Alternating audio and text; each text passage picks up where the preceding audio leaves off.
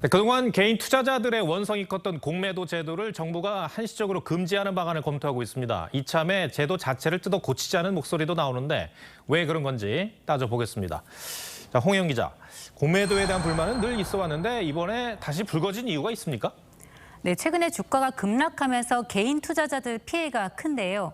지난 8월만 해도 연고점을 기록했던 코스피는 불과 석 달 만에 350포인트 넘게 급락했습니다. 여기에 최근 일부 외국 투자은행들이 장기간 불법 공매도를 해온 사실이 적발되면서 공매도의 화살이 쏠렸는데요. 제도 개선을 촉구하는 국민동의 청원에 5만 명 이상이 찬성했습니다. 금융당국의 기류도 조금 달라졌다고요? 네, 김지현 금융위원장은 이 공매도를 한시적으로 막는 방안을 검토하겠다고 했습니다. 이뿐만이 아니라 다시 원점에서 투명하고 합리적인 절차를 통해 제도 개선을 하겠다고 했습니다. 그동안 글로벌 기준을 내세워서 공매도 규제에 미온적이던 입장에서 크게 바뀐 겁니다. 과거에도 공매도를 금지한 적이 있었죠?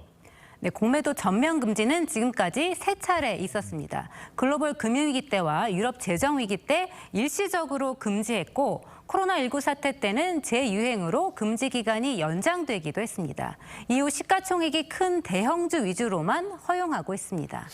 그럼에도 여전히 공매도로 개미들만 손해를 본다는 말이 나오지 않습니까?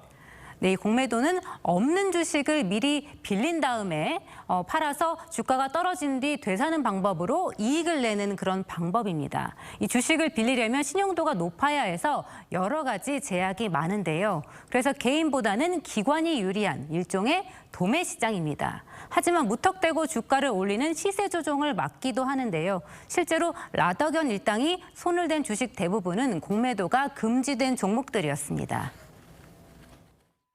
공매도가 일부 허용됐던 종목들에 있어서는 단기간에 혹은 장기간에 걸쳐서 그 주가를 띄우는 이런 현상들이 일어나기가 매우 어렵습니다. 공매도가 전면 허용이 됐으면 이 라더견 세력과 같은 주가 조작 이런 것들은 많이 억제가 되지 않았을까. 이 공매도에 순기능도 있다는 얘기인데 그래도 국내에서는 아직 공매도에 대한 부정적인 인식이 좀 크죠?